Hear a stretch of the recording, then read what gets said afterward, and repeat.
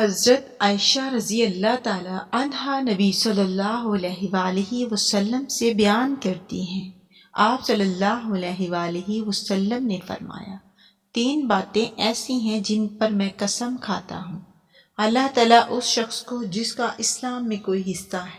اس آدمی کی طرح نہیں بنائے گا جس کا اسلام میں کوئی حصہ نہیں، اور اسلام کے 3 حصے ہیں، روزہ، نماز اور صدقہ۔ اللہ تعالیٰ ایسا نہیں ہے کہ ایک بندے کو دنیا میں دوست بنائے اور قیامت کے دن اس کو کسی اور کے حوالے کر دے، اور جو شخص جس قوم سے محبت کرے گا قیامت کے دن انہی کے ساتھ آئے گا۔ اور چوتھی بات، اگر میں اس پر قسم اٹھاؤں تو مجھے اس بات کا ڈر نہیں ہے کہ میں گنہگار ہو جاؤں گا، وہ یہ ہے کہ اللہ تعالیٰ جس بندے پر دنیا میں پردہ ڈالا وہ قیامت کے دن بھی اس پر پردہ ڈالے گا۔ محمد بن سعد رحمۃ اللہ اپنی والد سے مرفوع بیان کرتے ہیں، 3 چیزیں خوش بختی سے ہیں اور 3 چیزیں بدبختی سے ہیں۔ جو چیزیں خوش بختی سے ہیں ان میں بیوی ہیں کہ تم بیوی کو دیکھو تو تمہیں خوش کر دے، اور اگر تم کہیں جاؤ تو تمہاری عزت اور مال کی حفاظت کرے، وہ جانور جو تمہاری سواری ہو اور تمہیں تمہارے ساتھیوں سے ملا دے، اور وہ گھر جو کشادہ اور زیادہ گنجائش والا ہو۔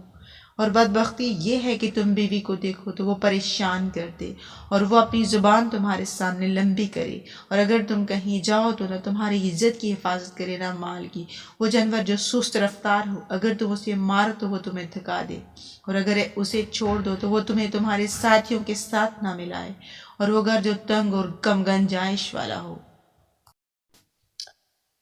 عبداللہ بن عباس رضی اللہ تعالی عنہ سے مروی کہتے ہیں کہ رسول اللہ صلی اللہ علیہ وآلہ وسلم اپنی ایک مجلس میں بیٹھے تھے، جبریل علیہ السلام ان کے پاس آئے اور اپنے ہاتھ رسول اللہ صلی اللہ علیہ وآلہ وسلم کے گھٹنوں پر رکھ کر بیٹھ گئے اور کہنے لگے، اے اللہ کے رسول، مجھے بتائیے کہ اسلام کیا ہے؟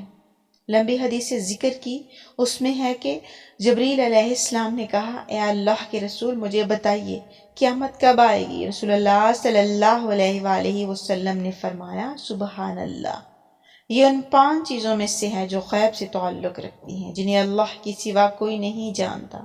اللہ ہی کو غیب کا علم ہے، لیکن اگر تم چاہو تو میں قیامت سے پہلے قیامت کی نشانیاں تمہیں بتا سکتا ہوں۔ جبریل علیہ السلام نے کہا، اے اللہ کے رسول ٹھیک ہے، مجھے بتائیے۔ رسول اللہ صلی اللہ علیہ وآلہ وسلم نے فرمایا، اور تم دیکھو کہ